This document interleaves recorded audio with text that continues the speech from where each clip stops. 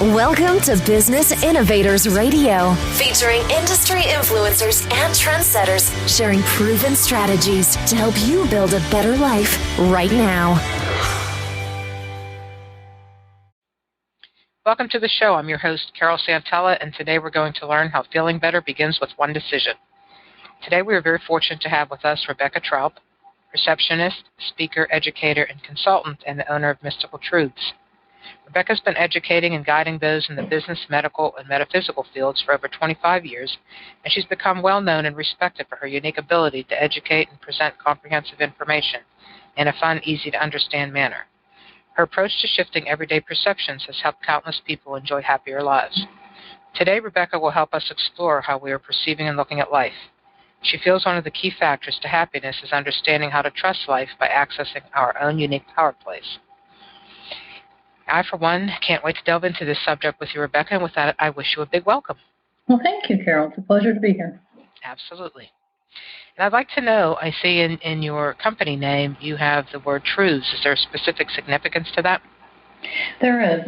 Since childhood, I'll say, I always wondered what was true about, what I'd hear from maybe some of the religious teachings, what I'd hear about how life happens, how it doesn't happen.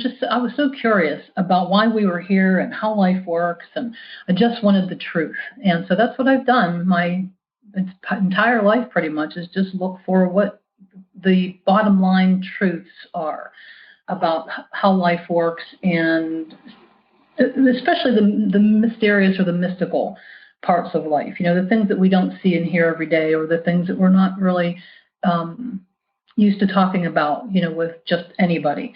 So I was curious, do we live after we die? Are there, things in life that we should be afraid of, or is there nothing to be afraid of? So I wanted the truth, and I wanted to take the mysticism out of those truths as well, because as I learned more and more over the years how life works and, what it's all about, I noticed that it wasn't so mystical. We think it's so out of the ordinary, but the best parts of life are maybe a little harder to see initially, but they're there. So how we interpret life then is extremely important. Absolutely. I think the main reason that most people aren't happy is that they are interpreting life sort of by default or without a sense of power, in how they're thinking. If we always have an option. We have free will. We were given free will. There's nothing else but free will, that dictates what comes in and out of our lives. But we forget the power we have to make decisions. And that's why I wanted to talk about this particular topic today, because it's easy for us to feel powerless to the events of our lives and the people of our lives. And, we think life happens to us. And when we realize that life happens right along with us, right along with the decisions that we make and the thoughts that we have and how we perceive the events of life, we even think illness is a bad thing. We think death is a bad thing.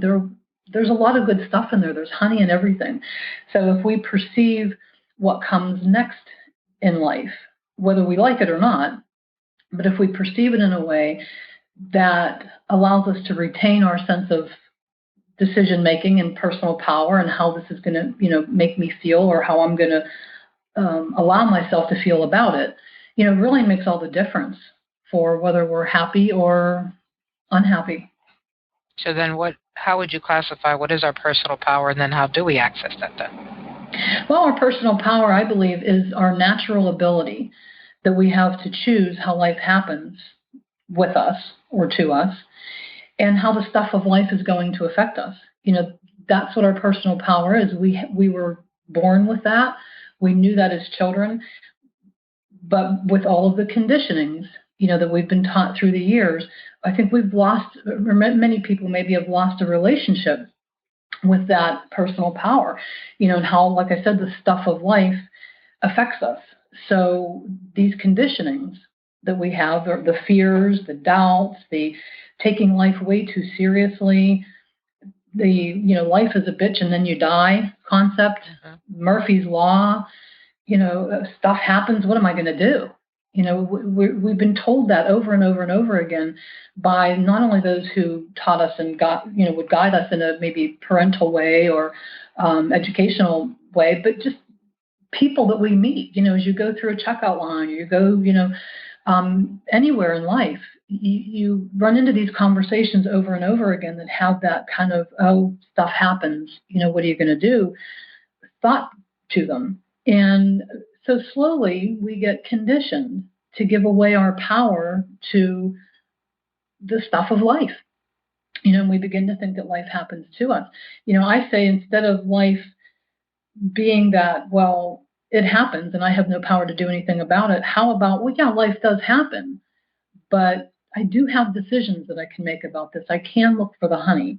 So when we realize where our fears and our doubts and our conditionings are, then it's not really hard for us to change the way we're looking at those and flip them into things like trust and, well, wait a minute, maybe I can make a decision about this event or this person in my life or whatever it might be that I feel so unhappy about or I feel so powerless about.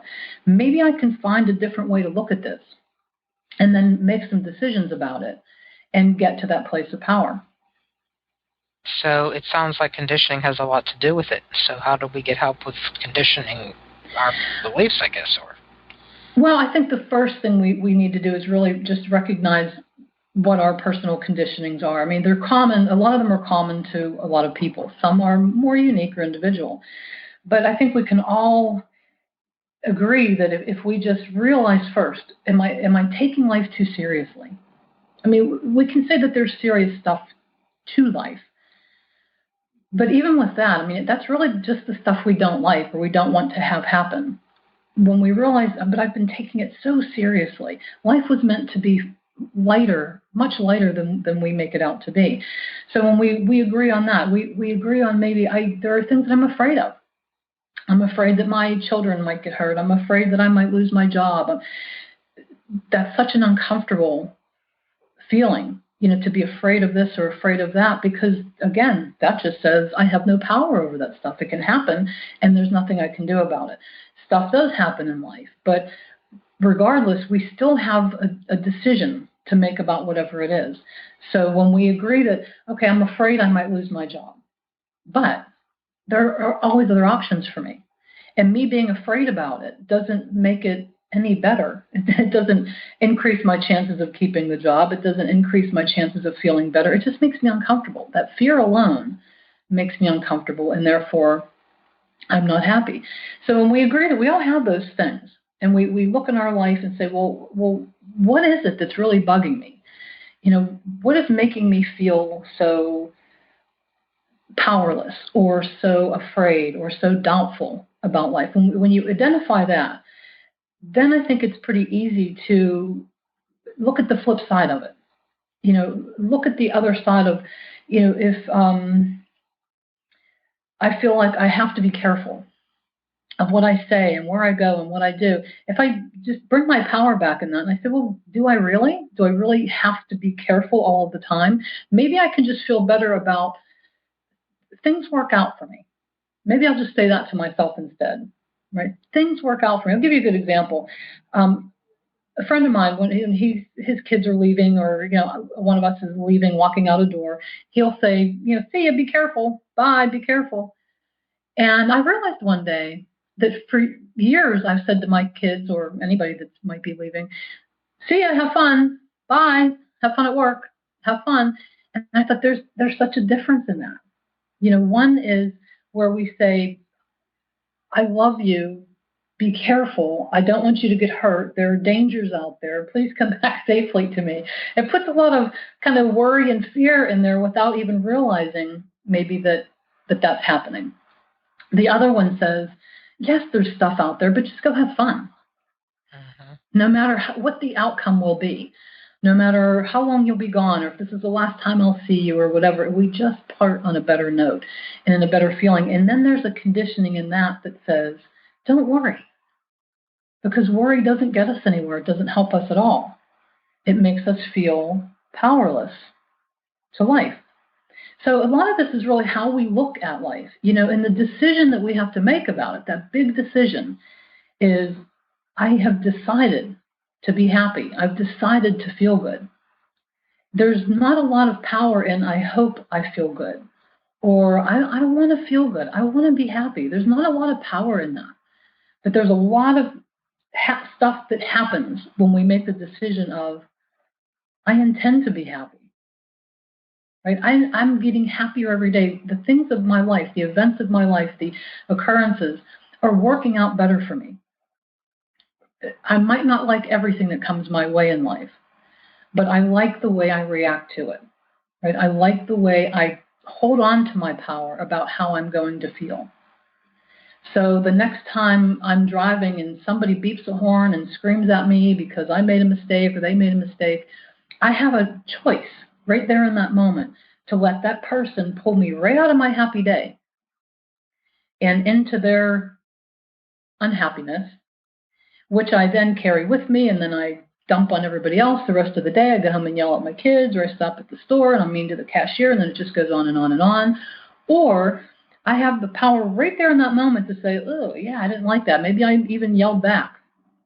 But that's it. It's over, right? I'm going right back to my place of feeling better. I'm going right back into that happy day that I was having, because nobody has the real ability to take that away from me, even in an unhappy moment like that.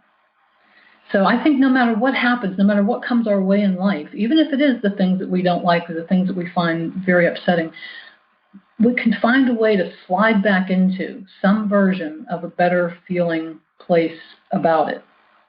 And then things get better. You know, the outcomes are more smooth. The events of our days, the relationships that we have with other people are better more often, because we've just made the decision that that's how we want life to be. You know, years ago I thought, I'm so tired of beating my head against the wall, trying to feel better, trying to be happy, trying to if everybody else would just clean their stuff up, I would be happy. If everybody else would be good to me, then I'll be happy. And I thought, I can't change everybody. I can't, it's not working this way. We just keep plugging on and struggling. And I don't think life was meant to be a struggle. I think how we look at it and how we react to the events and the people of our lives makes the difference. That's where we get unhappy. So I thought, I just don't want to beat my head against a wall about this stuff anymore. I can't wait for life to make me happy. I have to make a decision to be happy first. And then the events and the people and the circumstances of my life fall into place with that. And no matter where anybody's at or what they're up to, if they're being mean or nasty or whatever, I don't have to join into that, right? I don't have to fix them in order for me to be happy. I can let them have whatever their life is giving them, or wherever they're at in their own minds. I can let that be and recognize that I can still be happy regardless of what anybody else is up to around me, because it's my decision to be there as often as I can. I don't think we have to be there 100% of the time. We get good clarity out of some of our unhappy moments. When people are depressed and they're upset about it, I say, it's okay, be depressed. There must be purpose to it right now. There's honey in everything. Look for the honey. And know that you're just not going to stay there, right? Just because you're depressed right now doesn't mean you're always going to be depressed. But when you fight it and say, I shouldn't be, then it seems to be worse. It takes longer. It's just this whole, routine that we get into with it, rather than just say, okay, you know what, I'm having a depressed day and I'm not going to stay here, but I'm here right now.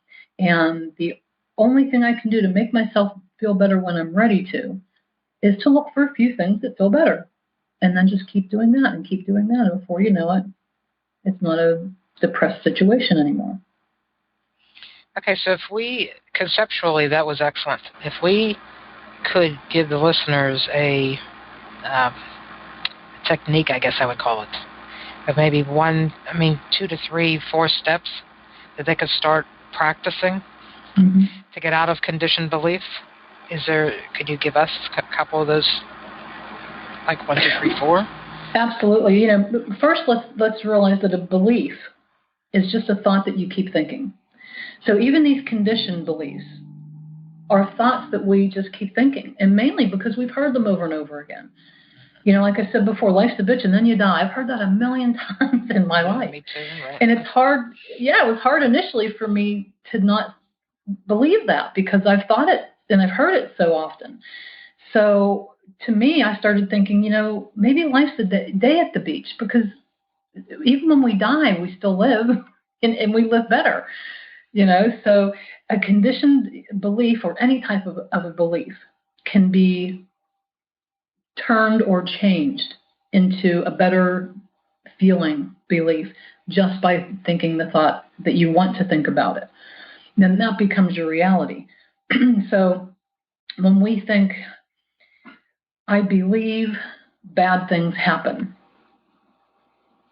to me because they have, then they keep happening. So what feels better when I say, okay, stuff happens, but bad things don't always happen to me. And when they do, I can deal with it, right? So being easy about life, I'm going to be easy about life. I'm going to be easy on myself. I'll sort of take a little curious adventure into what my conditioned beliefs or my educated beliefs are, the uncomfortable ones. What am I believing that's uncomfortable to me, and how can I think a better version of that and just keep thinking that over and over again? Nice things happen to me. I have great experiences with people. It's getting better and better, right? And give it a little time, because it might not all start to turn in one day, because you've been thinking that other thought for a long time, right? Bad things happen. I meet crappy people all the time. My job is full of crappy people. We think those thoughts. So give yourself some time, right? It's said that we think over 70,000 thoughts in a waking day. That's a lot of thinking. Sure is. So if a lot of those thoughts are about the crappy stuff, no wonder we keep getting more crappy stuff. So rethink those beliefs, right? Reword them in your mind and use self-talk. You're talking to yourself all day long anyway. So talk to yourself in ways that feel more powerful or that feel more comfortable to you, more happy to you. So I meet nice people now, right? My job is getting so much easier for me, or I may be somewhere else. I may find a better job. Whatever it is, my health, right? My health is just not good right now. Well, then rethink that. My body's very intelligent. My body knows how to heal itself. When I feel good, my body feels good. So I'm going to give my body the power it already has to heal itself, and I'm going to do everything I can to feel good, because that's what my body's asking me to do. So, when we look at where we're uncomfortable and we find better feeling thoughts about it, at first it feels like we're like lying to ourselves, or we're just, kind of putting blinders on. But we're not. You just have to kind of stick with that. But here's the way it really works. When we say these things to ourselves, but we're really not feeling it, we're not believing it, we're not having an intention about it, it is like putting blinders on. It is like pretending. But when we think those thoughts and we have intention with it, we have a belief in it, even if it's just the belief that I'm tired of doing it the other way, right? So I'm just going to try this. Now there's power in that. Now there are no blinders on. Now this is becoming the reality. But we do have to keep thinking it over and over every day. It doesn't do us any good to think a few happy thoughts and then think a whole lot of really negative ones and then throw a few good ones in there. There has to be a tipping point, right? Every day where we're recognizing that no matter what, I'm finding thoughts that feel better. That's all I'm doing. I'm not changing the stuff of my life. It'll change itself. I'm just changing what goes through my brain day in and day out as I'm living life. And I'll give you a good example how it can be a little challenging. One day I was really having a great day. I've loved every day to be as great as it can, even in all the stuff of life, right? So I'm having this really great morning, and I have this thing on the wall that's with mirrors that I like to keep my makeup and stuff in. So I put some mousse in my hair, and I went to put the container back on the shelf, and it dropped onto the floor. I thought, bent over, picked it up, came right up and hit my head on the corner of the door of this unit. Hit my head hard, and I thought, you know what? that's it. It hurt, and I thought, there goes my happy. I was just disgusted with the moment. And I thought, okay, I can either right now lose that entire good feeling that I had going for me. And feed into the negative or whatever. And feed right into this, right? Yep. And just say, you know what, I'm tired of life. I just forget it. It's a waste to try to be happy. I thought I can do that because I have the power to do that. Or I can right now laugh that off and say, no, you don't get my day. You don't get my happy day, right? I want to feel good. I'm tired of not feeling good, right? So I want to feel good.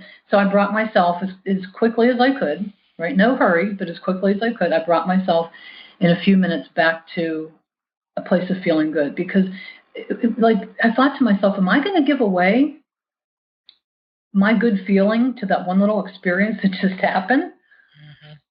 Or was that experience here to prove to me how good I'm getting or how good I've gotten at just bringing myself back to my happy day? So that's the decision. That's the power we have. It's deciding it right now in this moment, but it's also redeciding it as things trip you up in life. So the power place really comes from changing the beliefs, so that from the conditioned beliefs to then making the decision, because I know that I'm coming from a more powerful place because my thinking's better, kind of. Absolutely. Yeah, absolutely. Yeah, because life, we've all noticed we don't get gifted the good stuff of life. Mm-hmm. We think to ourselves, I'm a good person. I deserve better. Like, why do I get the crap of life and that person doesn't, or whatever? When do I get rewarded? For being me. And the good news is that you've already got the reward. It's already there. Mm-hmm. Maybe we just forgot how to use it, or maybe we forgot we had it. But that doesn't mean that it's gone. It means you just have to kind of get yourself back. You were there when you were a child. You have to get yourself back to that place of, I'm just me, and I'm doing what I'm doing through life, and I'm banging around trying to do the best I can, and I'm making my way through here. And I make my way through so much better when I choose how life happens to me, when I choose how I react to the people and the events in my life. Because I always have that option. That's something that can never be taken away from you, is that option to perceive life in a way that has good feeling thoughts in it, or in a way that has bad feeling thoughts in it. Well, how would you say that we trust life then? I think I trust life by thinking about how amazing life is. I think about this whole world that we live in, and the universe, and then the galaxies upon galaxies upon galaxies, and I think there's an intelligence that is orchestrating this and has been for who knows how long eternity.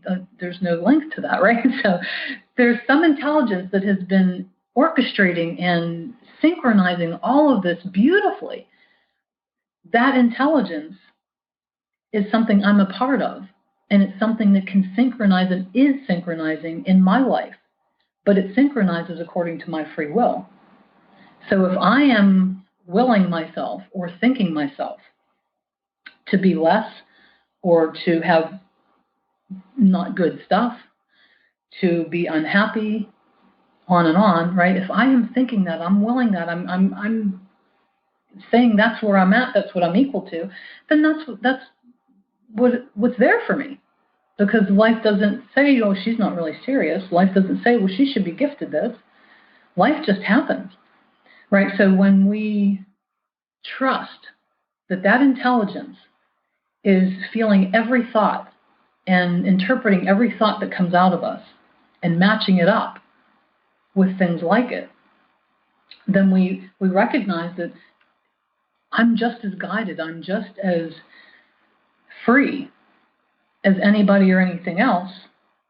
So that beautiful intelligence that orchestrates all of this can certainly very easily orchestrate the better stuff that I want in my life. But I have to trust that, right? I have to trust it. And how could we not? I mean, look at, you don't even have to make the seasons change. They know how to do it themselves. You don't have to tell the birds when to fly south. They know when to do it.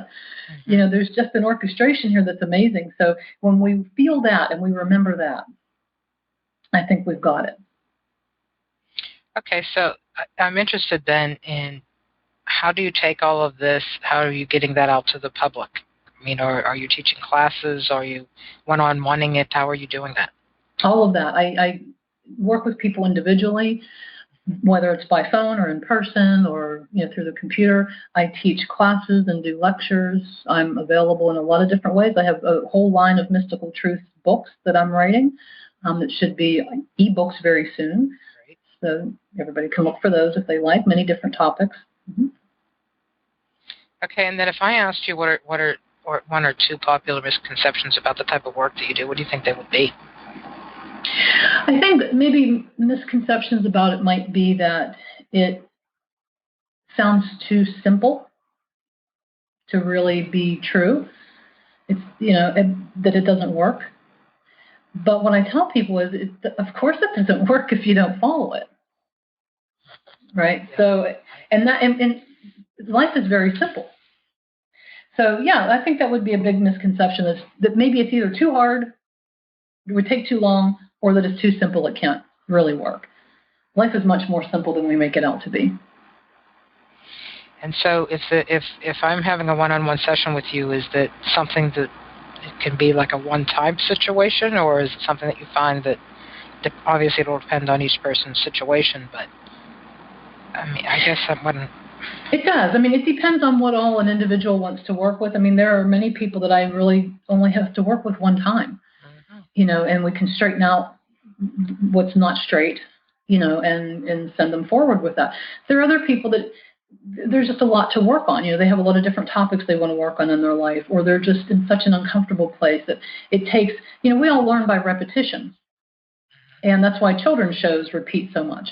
And so sometimes we just have to work through it. You have to hear it again, and you have to get it into that place that's a little deeper in you. So these new thoughts become your new habits of thinking.